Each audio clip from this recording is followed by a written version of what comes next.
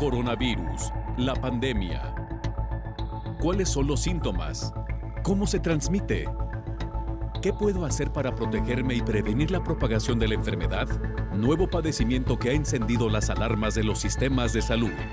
Coronavirus, la pandemia. Bienvenido a un programa más de Coronavirus, la pandemia. Le recordamos que este programa es una producción de la Universidad de Guadalajara que se transmite desde el foro de Canal 44, la señal de todos, y que llega a México y América Latina gracias a la señal de las televisoras públicas que se suman a esta emisión. Saludamos también a nuestra audiencia en Radio Universidad de Guadalajara y les invitamos para que se queden con nosotros a lo largo de la siguiente hora. Les recordamos que en fin de semana tenemos estos programas especiales en los que hacemos un recuento de lo que le hemos presentado a lo largo de los últimos días. Hoy en una fecha especial porque estamos recordando que fue precisamente hace exactamente un año cuando se conocía el primer caso de COVID-19 en México. Bueno, con esto estamos iniciando. Antes vayámonos a nuestro reporte habitual desde la sede de la Organización Mundial de la Salud en Ginebra, Suiza. Nuestros compañeros de la agencia EFE nos lo presentan. Hola, ¿qué tal? Buenos días, Belén, y buenos días a todo el auditorio de Canal 44. La tendencia global de casos de coronavirus se mantiene a la baja y ayer la Organización Mundial de la Salud registró 285.000 nuevos contagios, niveles en los que nos encontrábamos el pasado verano. Con respecto al número de muertes, ayer se contabilizaron 6.900 decesos en todo el mundo. No se observaba un número tan bajo desde el 10 de noviembre de 2020, antes de la tercera ola. Aún así, la Organización Mundial de la Salud ha advertido de que sigue la difusión de las variantes del coronavirus en el mundo. La variante británica fue hallada hasta ahora en 101 países, mientras que la sudafricana está en 51 y la brasileña en 29. El programa COVAX para distribuir en todo el mundo vacunas contra la COVID-19, creado por la Organización Mundial de la Salud y la Alianza para las Vacunas Gavi, echó a andar ayer con el primer envío de vacunas de AstraZeneca a África, en concreto 600.000 dosis destinadas a Ghana. El programa continuará en los próximos días con otro envío a Costa de Marfil, en su propósito por distribuir 2.000 millones de dosis en el planeta, la mayoría para países pobres.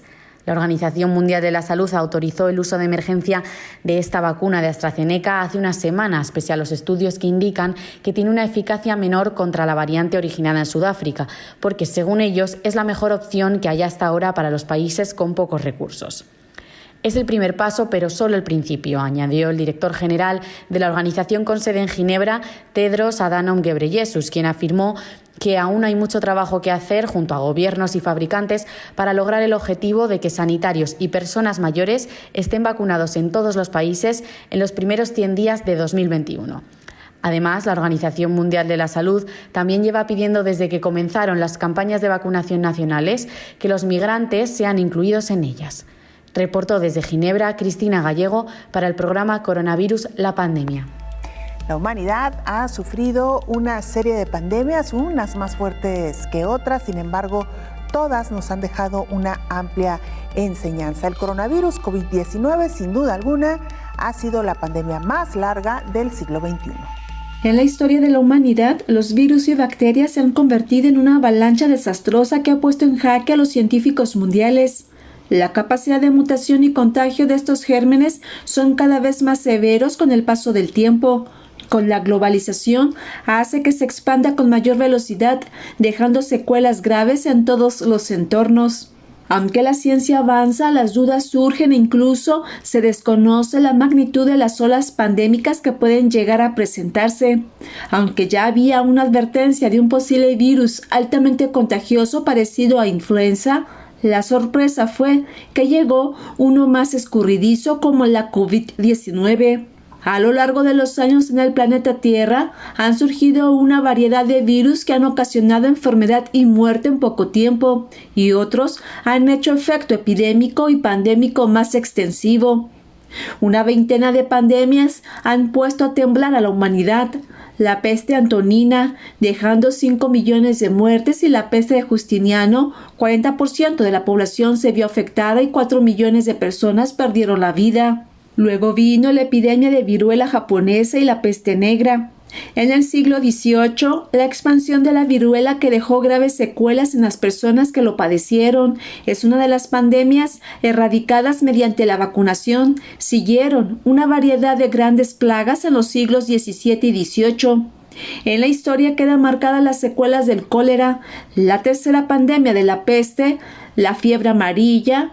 La gripe española surgió en los últimos meses de la Primera Guerra Mundial, dejando sin vida a casi 50 millones de personas. Para 1957, la gripe asiática o AH2N2 con una propagación acelerada, dejando 1 millón de muertes. Una década después surgió la gripe de Hong Kong con la variación grupal AH3N3. Y ya para el año 2000 se vino una cascada de virus que ocasionaron pandemias que aún permanecen en determinados países del planeta y otros se fueron extendiendo de manera acelerada, como el síndrome respiratorio agudo severo, SARS, el ébola, el MERS, la gripe porcina, y a la fecha vivimos los estragos del coronavirus COVID-19.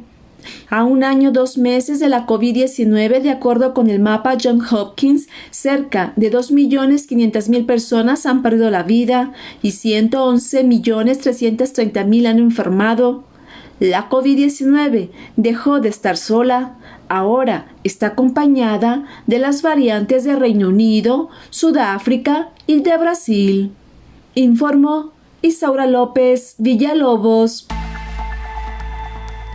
Una de las noticias con las que iniciábamos esta semana es que el subsecretario de Salud en México, Hugo López-Gatell, el responsable de manejar la pandemia en este país, dio positivo a COVID-19. Él se recupera en casa, se ha ido monitoreando su salud día a día y aunque al principio se informó que estaba atravesando por un cuadro leve, lo que hemos sabido hacia el cierre de la semana es que Hugo López-Gatell requirió asistencia de oxígeno, oxigenación suplementaria. Sobre este caso habla el infectólogo Héctor Raúl Pérez Gómez. Él ha anunciado que es un cuadro leve y eso pues es alentador. Esperamos que muy pronto esté de regreso en sus actividades. Bueno, efectivamente la polémica del uso de cubrebocas no podía faltar ante una noticia de esa naturaleza, porque el subsecretario López-Gatell ha sido uno de los funcionarios que ha insistido en que el uso de cubrebocas no es precisamente la mejor herramienta o la única para la prevención de COVID-19. En diversos momentos él manifestó la importancia del uso de cubrebocas en el enfermo, pero de igual forma el hecho de que guardar la distancia entre persona y persona, una distancia razonable, mayor de 2 metros, espacios abiertos, etcétera, hacía en un momento dado innecesario el uso de cubrebocas, ¿no? Una polémica de muchos meses. Ahora sabemos por las publicaciones que existen al respecto que utilizar cubrebocas todo mundo es fundamental, reduce hasta en un 70% la transmisión de la enfermedad y los estudios han sido concentrados en una publicación mayor que aparece en la revista JAMA o JAMA la semana pasada, una revista de mucho prestigio y una publicación muy interesante que te dice, si usted utiliza cubrebocas en todo momento y la persona con quien platica lo utiliza de igual forma, el riesgo se reduce a 70% si alguno de los dos está infectado. Si solamente la utiliza una de las dos personas, ese riesgo solamente se reduce, por ejemplo, al 50%, claro, dependiendo del espacio que tienes entre quienes están en la conversación. Igual, si está platicando, el riesgo se reduce mayor aún, no el riesgo, la probabilidad de infectarse se reduce y de igual forma, si existe además una enfermedad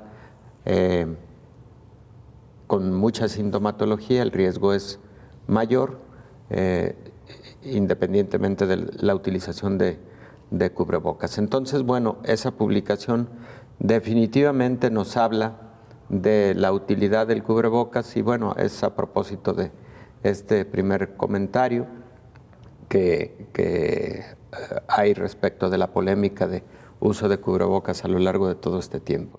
Muchas personas, te diría que hasta el 70% de la población desconoce dónde pudo haber adquirido la enfermedad. El 30% restante lo tiene muy claro porque frecuentemente es en brotes familiares. Hacemos una pausa, la primera, regresamos con más.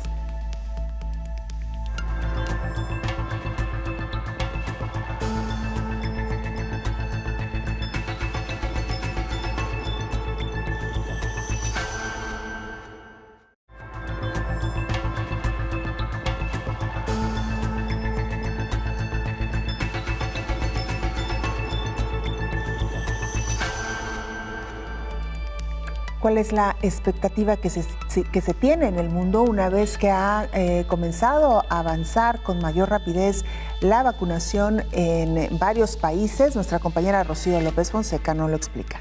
Para el médico y epidemiólogo Ian Lipkin, la COVID se va a quedar en el planeta para siempre. Se va a tener que vivir con el SARS-CoV-2, no va a desaparecer. Habrá que vacunar a las nuevas generaciones para siempre y probablemente tengamos que dar dosis adicionales de recuerdo a los ya vacunados. Va a ser un problema recurrente. El especialista no cree que la vida vuelva a ser del todo normal. Una vez que se comience a inmunizar con la vacuna a los habitantes del planeta, los niveles de infección bajarán drásticamente. Estas vacunas, más la inmunidad asociada a la infección real, hará que a partir de 2022 se pueda ver una reducción dramática de las muertes. Pero el SARS-CoV-2 no desaparecerá y habrá que seguir vigilando. El científico explicó que su equipo ha estimado que, como poco, hay unos 320,000 virus desconocidos que pueden infectar a los mamíferos. Otras estimaciones hablan de 1,000,000. En Estados Unidos se barajó un proyecto de cooperación internacional que iba a dedicar alrededor de $6,000 millones en caracterizar todos estos virus. Explicó que posiblemente el SARS-CoV-2 llegó a los humanos antes de que fuera detectado en China en el 2019. Dijo el epidemiólogo que antes de que una epidemia estalle, el virus circula por un periodo de tiempo de forma silenciosa. Así sucedió con el VIH en los años 40. Lo mismo pasará con el SARS-CoV-2. Cuando se tenga la tecnología adecuada basada en anticuerpos, posiblemente se detectará que había gente infectada mucho antes de que se detectara en Wuhan en diciembre. Podrían ser incluso años antes, aseguró el especialista. Informó Rocío López Fonseca. Y mire, en Reino Unido está nuestra compañera Carlota Isiegas. Ella es corresponsal de la agencia EFE y también nos presenta lo que está ocurriendo en las últimas semanas respecto no solamente a la inmunización, también en el comportamiento, en el número de casos de contagio y muerte. Hola, ¿qué tal? Buenos días, Belén, y buenos días a todo el auditorio de Canal 44. El gobierno del Reino Unido ha superado los 17 millones de personas inyectadas con la primera dosis de la vacuna contra el coronavirus, pero el optimismo de los últimos días se ha visto reducido ante el impulso de la nueva variante sudafricana.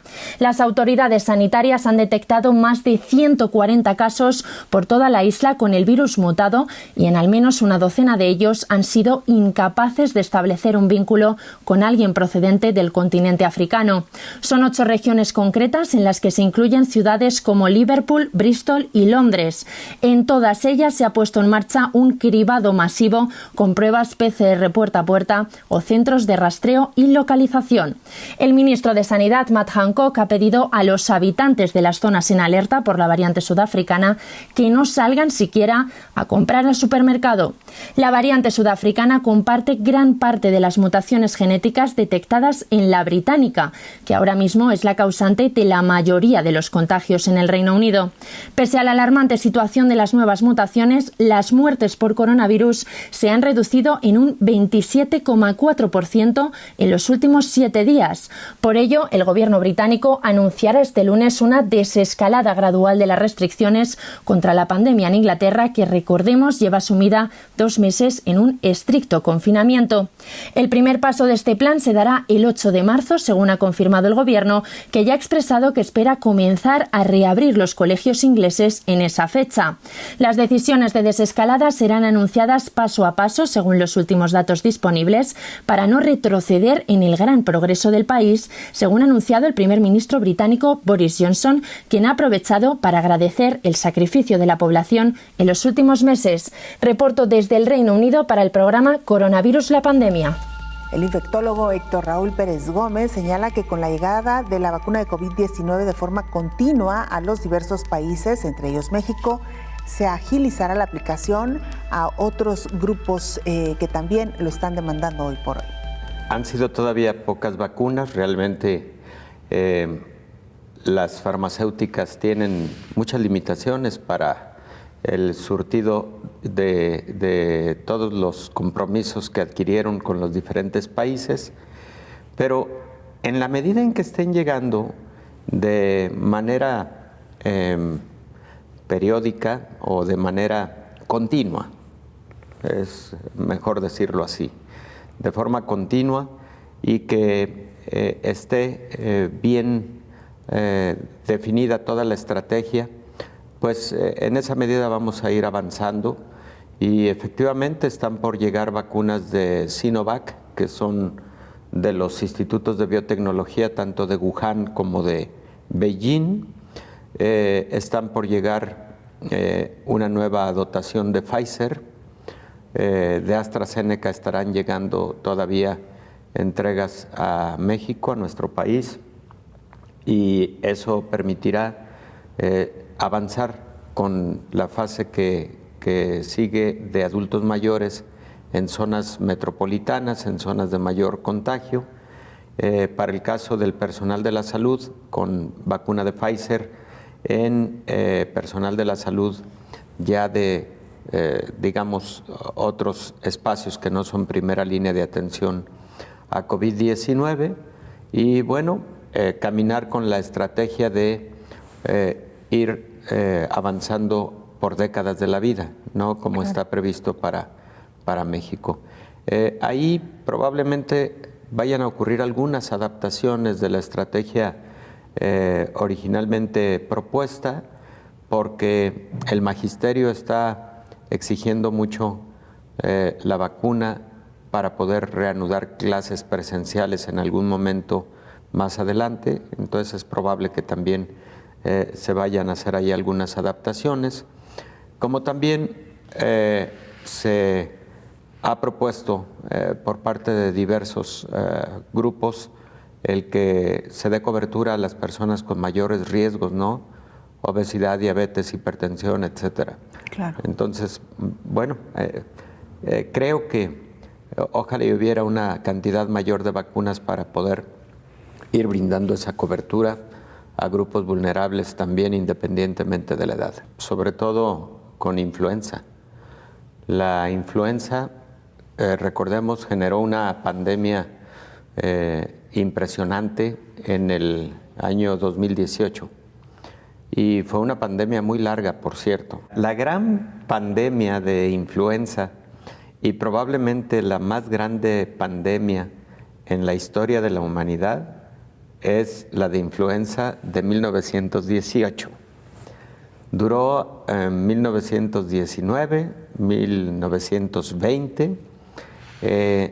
Se piensa que debió haber muerto una cantidad de hasta 50 millones de personas. La pandemia de 1918 fue causada por un virus de la influenza AH1N1, fue influenza tipo A. Pero después vinieron otras epidemias, no fueron pandemias, fueron epidemias en el año 38, en el 57, posteriormente en el 67 y finalmente vuelve a existir una gran pandemia de influenza tipo A en el año, ahora sí, 2009, que fue la influenza también de AH1N1, a la que se le llamó influenza porcina, pero realmente fue un virus recombinado entre virus de origen porcino, virus de origen aviar y de origen humano. Esa pandemia fue relativamente corta, tuvo una duración de 10 meses aproximadamente.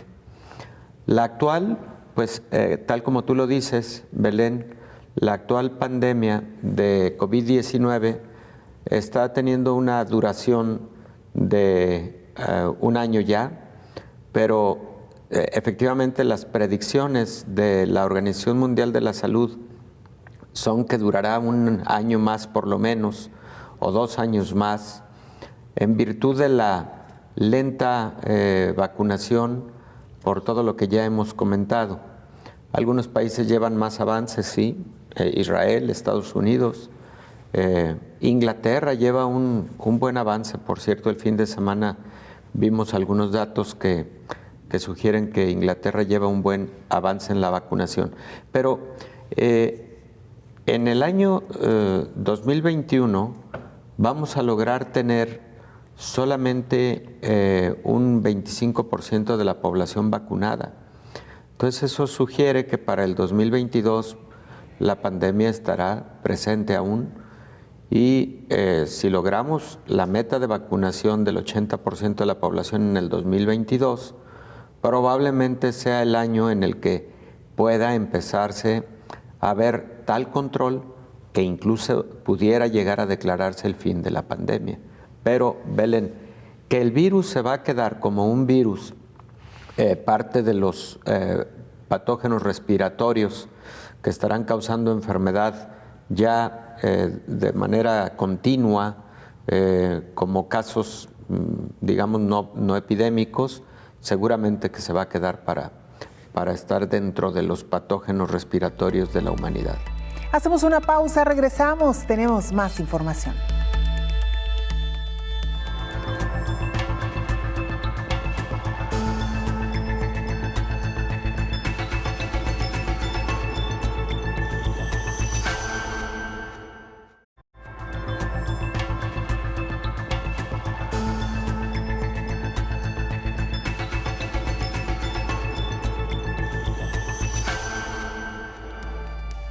Otro de los efectos de las vacunas que ya comienzan a observarse en diversas partes del mundo es la baja en la hospitalización, al menos es lo que está ocurriendo en Escocia. La vacunación se ha relacionado con una baja sustancial del riesgo de admisiones por COVID-19 en hospitales de Escocia. El Sistema Público de Salud de Escocia, las universidades de Edimburgo, Strathclyde, Aberdeen, Glasgow y St. Andrew analizaron los datos sobre el efecto de la vacuna. La información se recopiló entre el 8 de diciembre y el 15 de febrero. Durante este periodo fueron administradas 1.14 millones de vacunas y el 21% de la población escocesa ya había recibido una primera dosis. Los investigadores compararon los resultados de aquellos que habían recibido su primer piquete con los que no. El estudio muestra que en la 4ª semana después de recibir la dosis inicial, se demostró que las vacunas de Pfizer y Oxford AstraZeneca reducen el riesgo de hospitalización por COVID-19 en hasta 85% y 94% respectivamente. Entre el grupo de 80 años y más, de mayor riesgo, la vacunación se asoció con una reducción de 81% en el riesgo de hospitalización en la 4ª semana, cuando se combinaron los resultados de ambas vacunas. El Dr. Jim McMenamin, director nacional de incidentes de COVID-19 del Sistema Público de Escocia, comentó que estos resultados son importantes a medida que se pasa la expectativa a la evidencia firme del beneficio del biológico.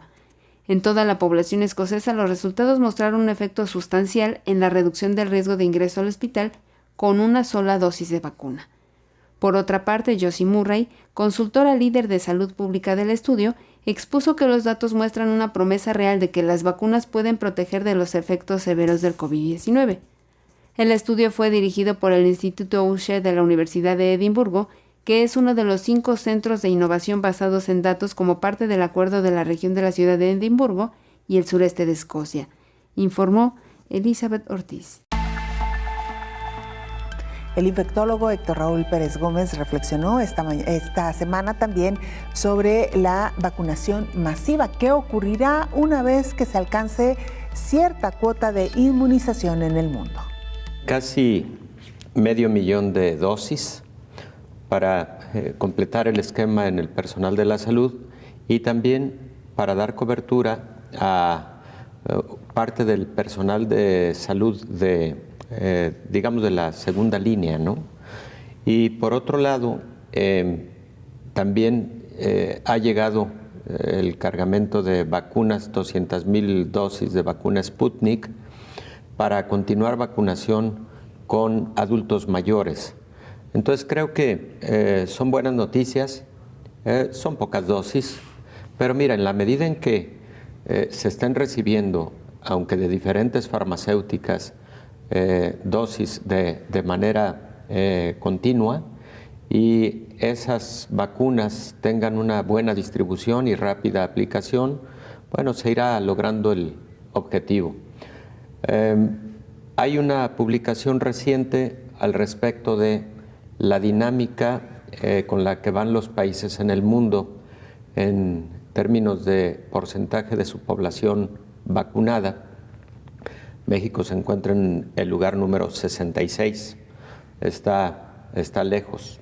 De 90 países analizados, México está en el lugar número 66.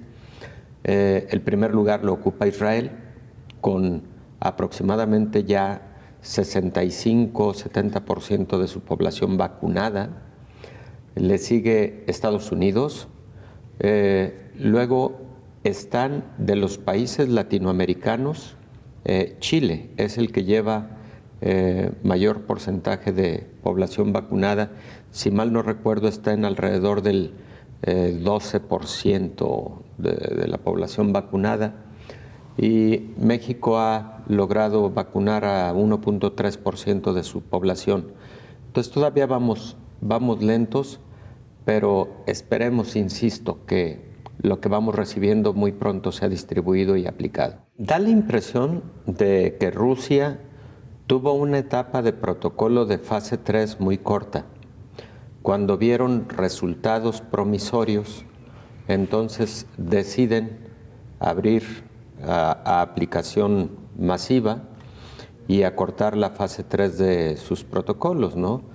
Recordemos que los protocolos fase 3, por lo menos para vacunas, son ensayos en donde la mitad de los participantes tienen aplicación de la vacuna y la otra mitad tienen aplicación de placebo, para finalmente comparar eficacia y seguridad.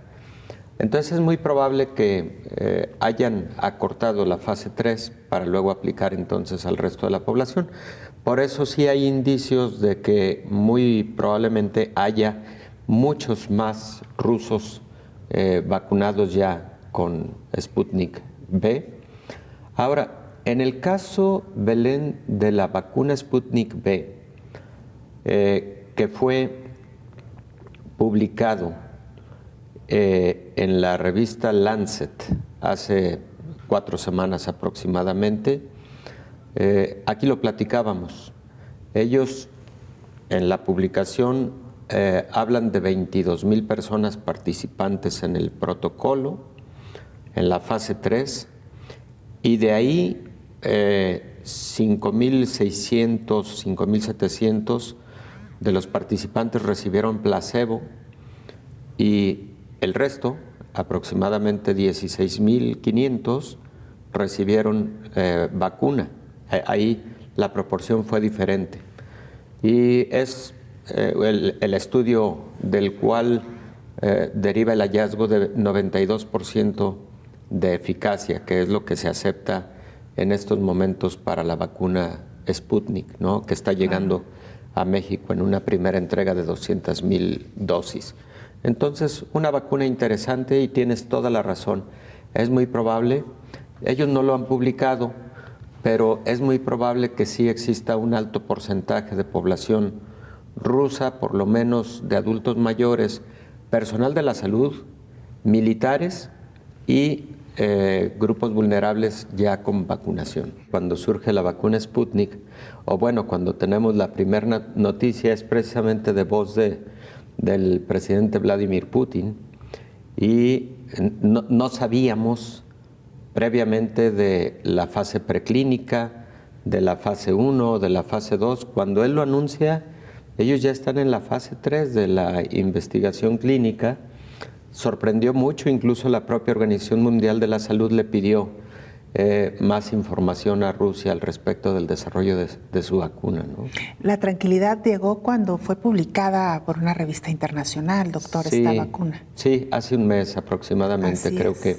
Creo que la evidencia ya no dejó lugar a dudas, tanto en eficacia y seguridad. Vamos a Honduras. Nuestra compañera Naomi Mesa, corresponsal de STV Telebásica, nos presenta el informe. Un saludo para ti, Belén, y para toda la audiencia de Canal 44. Honduras sigue en espera de confirmar la fecha en la que se recibirán las vacunas donadas por el mecanismo COVAX. Notificará a los países el cronograma de entregas entre el 22 y el 26 de febrero. Se prevé que esas vacunas lleguen a los países en la primera semana de marzo para que inicien a inmunizar a sus poblaciones. El coordinador general de gobierno, Carlos Madero, anunció que se gestiona al más alto nivel con las casas farmacéuticas Pfizer y Moderna para acceder lo más pronto posible a vacunas contra el COVID-19. Actualmente Honduras ya sobrepasa los 165,000 casos positivos por COVID-19. Se reportan más de 64,600 personas recuperadas, pero con el lamentable deceso de más de 3,900 hondureños. Sin embargo, el Congreso Nacional aprobó este sábado una ley que autoriza a la Secretaría de Salud a adquirir las vacunas contra el COVID-19 a través del Fondo Rotatorio de Vacunación de la Organización Panamericana de la Salud, de mecanismos ya establecidos de forma directa, sin intermediarios y sin sujeción a las disposiciones establecidas en la Ley de Contratación del Estado. La ley tiene como fin acelerar el proceso de adquisición de la vacuna sin tener que estar atado a COVAX debido a los continuos cambios de fecha de entrega en que ha incurrido ese mecanismo internacional ante el cual el gobierno realizó un reclamo formal. Por otro lado, los padres de familia, docentes y varios sectores de la sociedad se expresan preocupados y consideran que el año escolar 2020, que se realizó de forma virtual desde casa, fue un fracaso para el aprendizaje de los alumnos, por lo que exigen a las autoridades de educación retornar a las aulas de clases. Este año escolar continuará a través de la modalidad a distancia y virtual, informaron las autoridades de la Secretaría de Educación. Y aunque han prometido dotar de Internet, material didáctico, herramientas y plataformas tecnológicas a los alumnos, los sectores no ven garantía de que esto suceda. Y es que según el Observatorio de Educación de la Universidad Pedagógica Francisco Morazán, solamente un 35% de la población hondureña cuenta con conectividad y esa es la principal razón de la deserción escolar. Les seguimos recordando a los hondureños que se cuiden en todo momento, no olviden las medidas de bioseguridad y que de no ser necesario no salgan de su casa. Para Coronavirus la Pandemia, informó Naomi Mesa de STV Telebásica. Hacemos nuestra última pausa, regresamos con más información.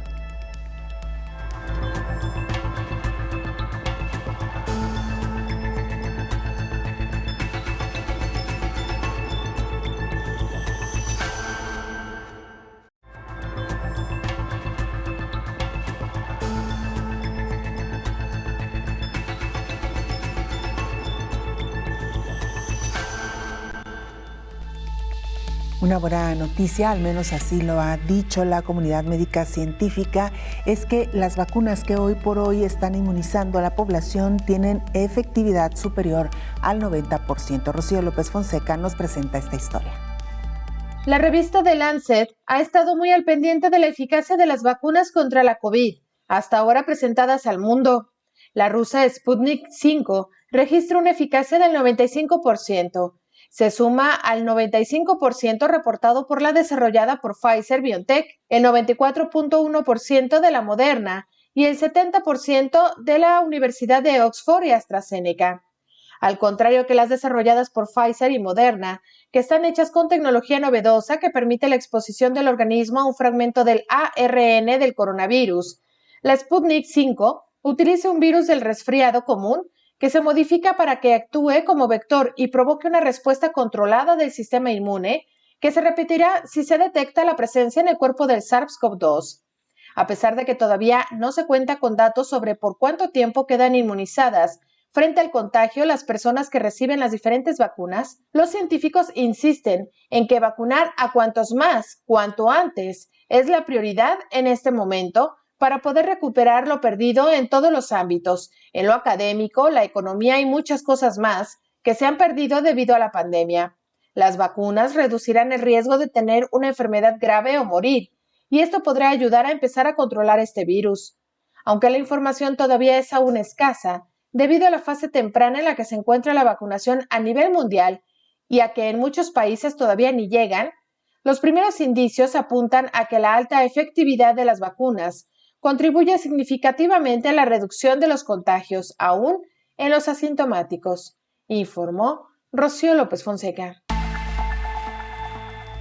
Esta semana aprovechamos también para hablar con el infectólogo Héctor Raúl Pérez Gómez en torno a las diferentes plataformas que hoy por hoy se utilizan para la fabricación de una vacuna.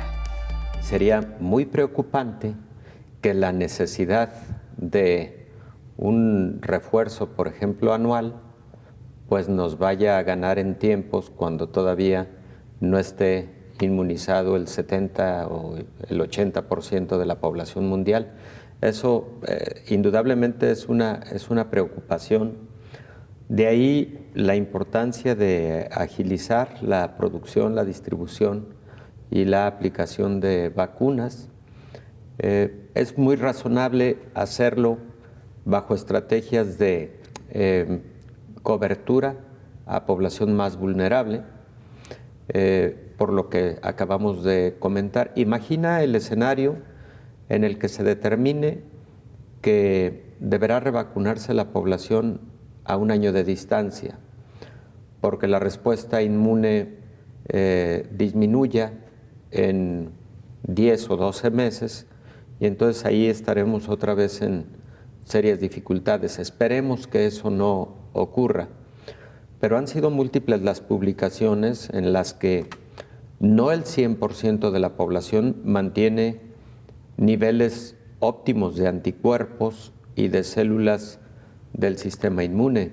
Una publicación en Nature en la que los niveles de anticuerpos sí disminuyeron en personas que tuvieron infección por COVID-19 aproximadamente a los 6-7 meses de haber tenido la infección, aunque células del sistema inmune como los linfocitos T de ayuda y los linfocitos natural killer que destruyen a las células infectadas parecen permanecer con buen nivel de actividad a ese tiempo de distancia. Va a ser muy importante el monitoreo de la respuesta inmune para poder determinar en qué momento deberá vacunarse de nueva cuenta la población.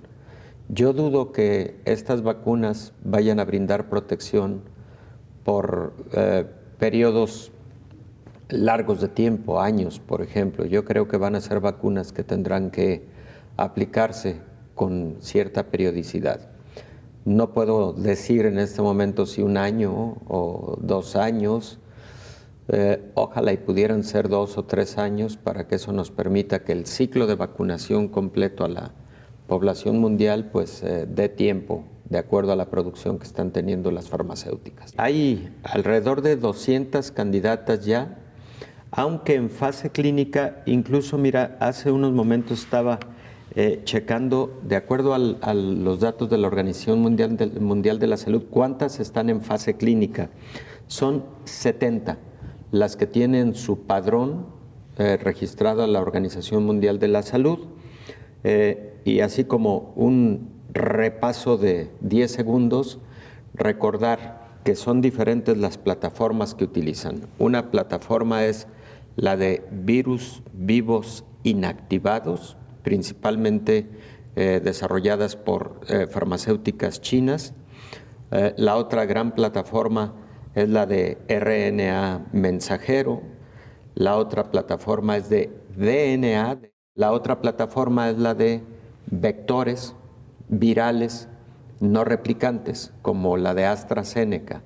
Efectivamente se trata de virus que hacen el trabajo de llevar la partícula viral, en este caso la partícula S o proteína S, para presentársela al sistema inmune. Esas son las plataformas que hay en este momento y son 70 vacunas las que están en fase clínica de fase 3, fase 2 o fase 1. De nueva cuenta, checando el listado de la Organización Mundial de la Salud, dijimos que 70 en fase clínica. En fase preclínica, Belén, tenemos 180 vacunas, 181 en fase preclínica. Entonces, ojalá y caminen a un buen ritmo los estudios de investigación, que muchas de estas entren a fase clínica, que den buenos resultados, y entonces aquella estimación de la que hemos hablado aquí mismo, de que para el 2021 la industria farmacéutica estará en capacidad de producir solamente vacunas para aproximadamente el 25% de la población mundial, pues que esa predicción finalmente no sea real y logremos un porcentaje mayor. Es, creo, que lo que todos deseamos. Y además muchos países, está trabajando fuerte la India, está trabajando Turquía, están trabajando varios países europeos, sabemos de antemano, por ejemplo, la vacuna de AstraZeneca con la Universidad de Oxford, etcétera, pero Brasil también, México mismo anunció el inicio de algunos estudios preclínicos para el desarrollo de una vacuna, Cuba, por ejemplo, de igual manera. Entonces, sí, esperemos que estas 251 vacunas en fases de investigación logren estar finalmente en el arsenal de protección de cobertura para la población mundial. La mayor parte de los ensayos clínicos hablan de entre el 7 y el 12% de eventos adversos en personas que reciben una vacuna contra COVID-19 en la actualidad. Hay que señalar con claridad a quien nos escucha, a nuestro amable auditorio, que este porcentaje, sin embargo, es de eventos adversos leves. Habitualmente algunas molestias generales, dolor de cabeza, un poco de fiebre, que frecuentemente no rebasa los 38 grados centígrados, dolor en el sitio de la inyección, cansancio, dolor muscular, y que se presentan dentro de las primeras 48 horas a partir de la aplicación y que así como llegan, se van. Esto, insisto, entre el 8 y el 12% de quienes reciben o han recibido alguno de estos biológicos. Solamente 1 de cada 100,000 vacunados está teniendo algún evento adverso grave y de tal gravedad que puede poner en riesgo la vida. 1 de cada 100,000. Que si eso es una frecuencia mayor con respecto a las vacunas tradicionales, sí lo es.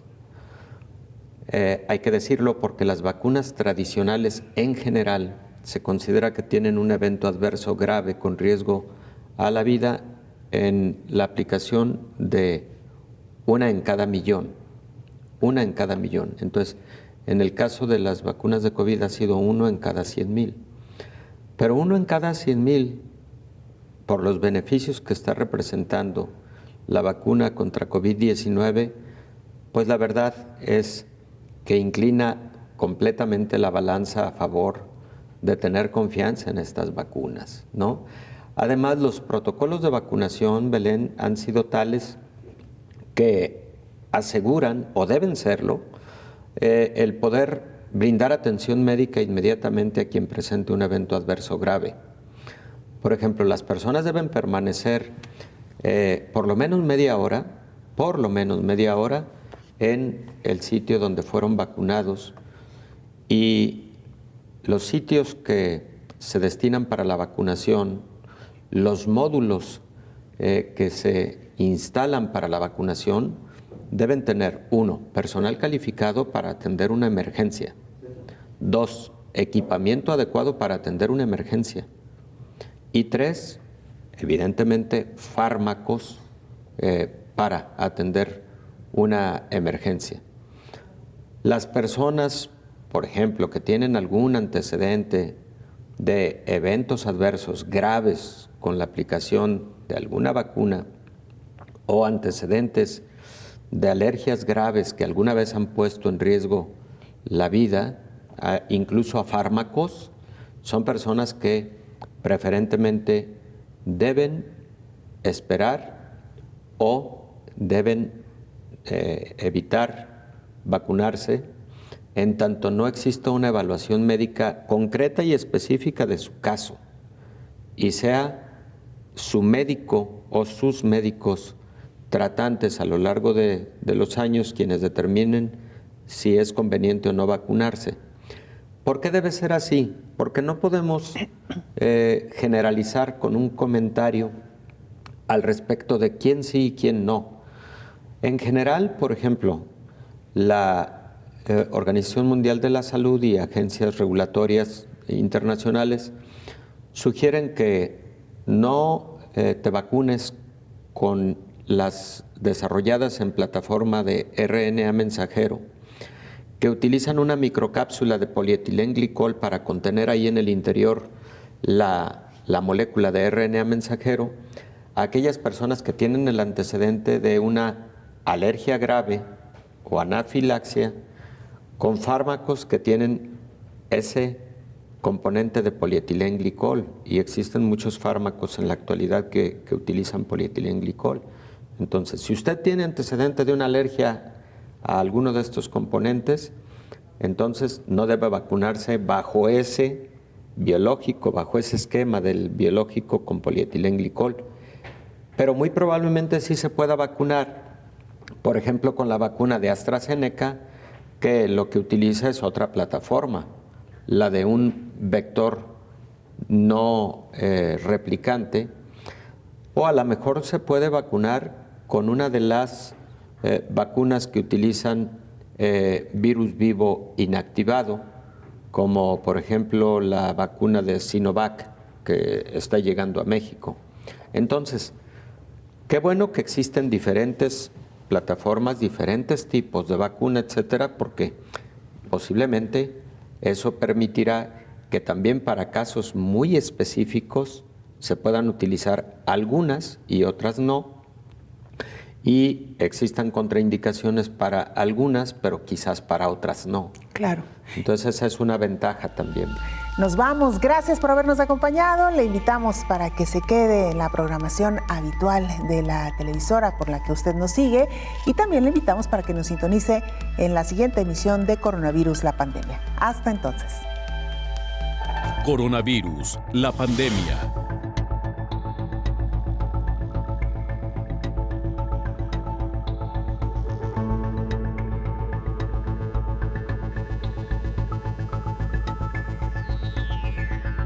Coronavirus, la pandemia.